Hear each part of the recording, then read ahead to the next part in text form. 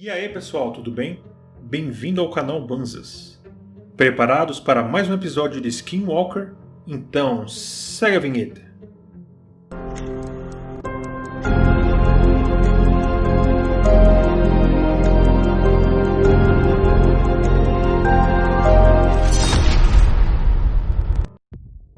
Mais um episódio começa no rancho Skinwalker. O episódio começa no centro de comando e a equipe começa a falar sobre o Thomas Winterton. Só para lembrar, depois do que aconteceu durante a vigilância da noite anterior nas montanhas, todos ficaram bem assustados porque o Thomas começou a apresentar os mesmos sintomas que teve antes. Eles estão bem preocupados com a saúde de Tom, porém não conseguem fazer muito naquele momento e resolvem irem descansar e depois pensar nos próximos passos. 2 dias depois, integrantes da equipe estão pelo rancho e do nada Tom aparece. Todos ficam super felizes, cumprimentam o Tom e perguntam como ele está e também querem saber o que disseram no hospital. Tom diz que eles realizaram uma tomografia computadorizada, porém não surtiu muito resultado. E na verdade a sua maior preocupação era a dor num local muito próximo àquele que ocorrera da primeira vez. Até os médicos podiam notar ao tocar que existia um inchaço no local. Na primeira vez que o Tom obteve a lesão, os médicos fizeram alguns exames, mas eles não perceberam nada logo de cara. Agora, porém, depois olhando com mais cuidado, eles começaram a perceber algumas características semelhantes às lesões anteriores. Na primeira vez, Tom foi internado no hospital e os médicos assistentes não foram capazes de determinar o que havia de errado com ele. Então, Jim Segala foi chamado como um consultor para tentar descobrir o que ocorrera. E uma das coisas que impressionaram Segala nesse caso era de que seus ferimentos eram consistentes com um feixe de radiação que teria entrado em seu corpo em um específico ângulo atrás da cabeça. Apesar de tudo, eles estavam aliviados de que Tom estava melhor, porém a equipe ainda estava bem assustada, pois não entendiam o que teria causado tal lesão. Mais tarde no mesmo dia, Brandon Fugel, o dono do rancho, acaba de chegar na propriedade, e ele está lá pois marcou uma reunião com toda a equipe. Ele chega cumprimentando a todos e abraçando o Tom. Brandon se senta e começam a reunião. Ele pergunta, dado o que ocorreu recentemente com Tom e tantas anomalias estranhas, devemos prosseguir com as investigações? Ou será que eles estariam realmente num ponto em que eles precisam respirar fundo e talvez dar um passo para trás? Eles ficam conversando e logo após essa conversa decidem continuar com as pesquisas e não parar por ali, pois eles temem que o que possa estar acontecendo no rancho também possa causar problemas para toda a bacia de Uintah e as pessoas que vivem no vale. Brandon diz que junto com Eric eles entraram em contato com uma empresa chamada BioBit. Eles forneceram à equipe alguns wearable devices, que são relógios que podem ser utilizados e servem para ajudar a tomar conta da saúde e a segurança da equipe. Esses dispositivos podem medir sinais vitais como temperatura corporal, frequência cardíaca, frequência respiratória, transpiração e indicadores de estresse. Após todos pegarem um sensor, Brandon diz que tem que sair e se despede.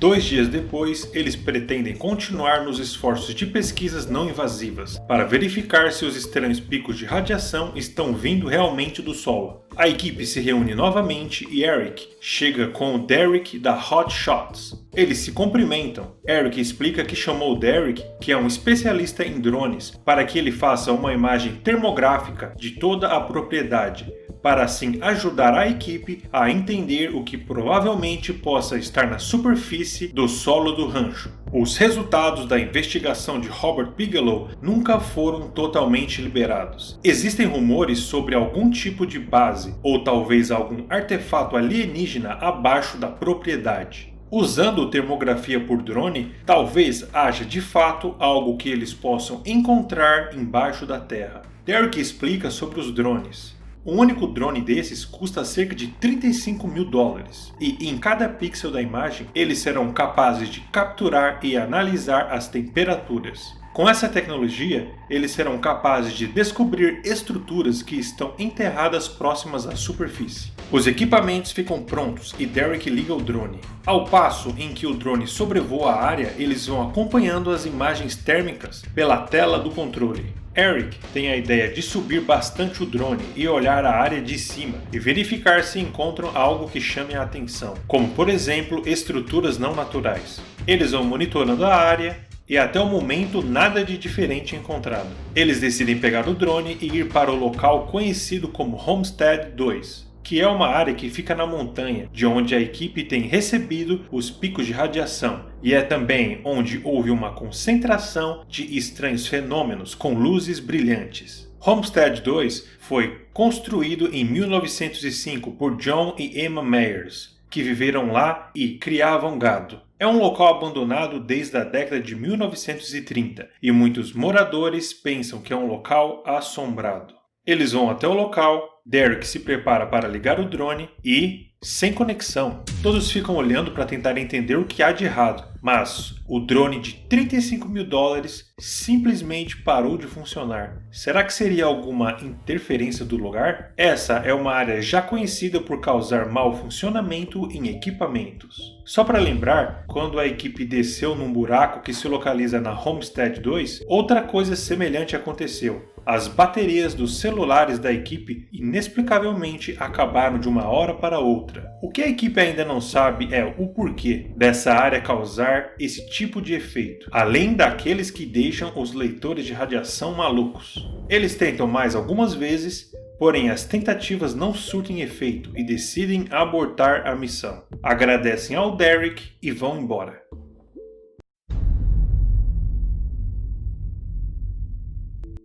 Mais tarde, no mesmo dia, no centro de comando, depois que o drone parou de funcionar, Travis Taylor pensa numa forma de modificar os detectores para que eles pudessem descobrir qual a fonte do sinal, que deixa os medidores malucos. A ideia é de utilizar umas latonas de café onde os medidores são inseridos e as medidas são feitas, e o sinal só é medido para a direção da boca da lata, direcionando assim a lata para descobrir a direção dos sinais. E, após algumas medidas, o sinal de rádio parece ser proveniente de cima, e não abaixo do solo como todos suspeitavam. Porém, agora para provar isso, eles precisam realizar medições de 3 locais aleatórios no rancho para obterem uma leitura e depois cruzarem as direções de onde vêm os sinais. E então, utilizando triangulação, eles poderão identificar exatamente de onde vem essa estranha radiação.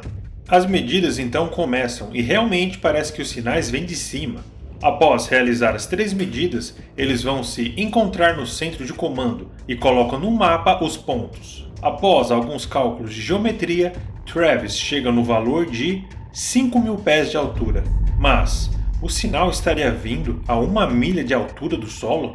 Mas o que estaria gerando esse sinal? O que estaria gerando esse sinal deveria ser visível então a olho nu.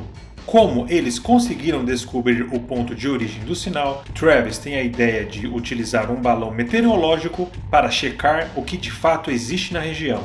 3 dias depois, Travis e a equipe se encontram com o Dr. Matt Turner, um pesquisador da Universidade do Alabama, em Huntsville.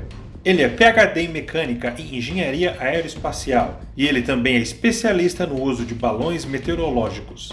Travis explica as medições que eles realizaram e explica qual a ideia para o experimento com o balão. Dr. Matt Turner vai com a equipe até o local próximo do ponto aonde chegaram com as medições de triangulação. Eles então preparam o balão com os medidores e câmeras. Após tudo preparado, eles soltam o balão. Inicialmente o balão começa a subir muito bem, porém de repente umas fortes rajadas de vento acabam fazendo o balão ficar desgovernado e então acabam perdendo o balão.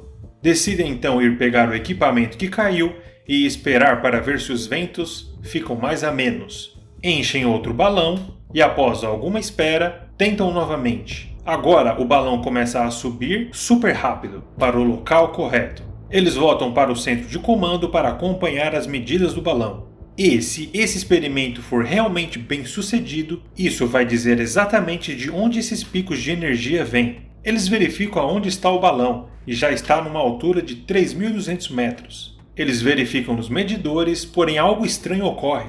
As medidas que deveriam ser enviadas a cada 1 minuto param de ser enviadas. Matt Turner diz que isso é muito estranho, pois os sensores são muito confiáveis e já foram utilizados por ele por mais de 30 vezes. Na verdade, eles descobrem que o sinal parou de ser enviado no exato local do ponto da triangulação. Eles então se entreolham assustados e resolvem olhar as últimas imagens e sinais que receberam. Realmente percebem que os picos de energia aumentavam ao passo em que o balão subia. Jim Segala diz que os dados sugerem que a única forma de existir um sinal dessa forma é se o sinal for oriundo de fora da Terra. Nesse momento, todos olham assustados. Eles conversam mais sobre o assunto e Travis tem a ideia de utilizar um foguete para passar pelo local da triangulação. Após conversarem mais um pouco, eles agradecem o Dr. Matt e se despedem. Ainda no episódio, enquanto a equipe espera pela chegada do foguete, Thomas Winterton e Travis vão para Homestead 1. Esse local é onde os zeladores moram, e eles relataram que após ficarem no rancho por apenas algumas semanas, eles já ouviram sons estranhos vindos do porão. Eles estão ansiosos para procurar por pistas e ver se encontram alguma conexão com o restante das coisas estranhas que acontecem em outros lugares no rancho. Eles então chegam na casa levando umas câmeras especiais, entre outros equipamentos. Eles vão direto para o porão. Os dois que moram na casa relatam que ouviram barulhos estranhos vindo desse porão. Eles até fizeram um buraco na parede para tentar verificar o que poderia estar lá dentro.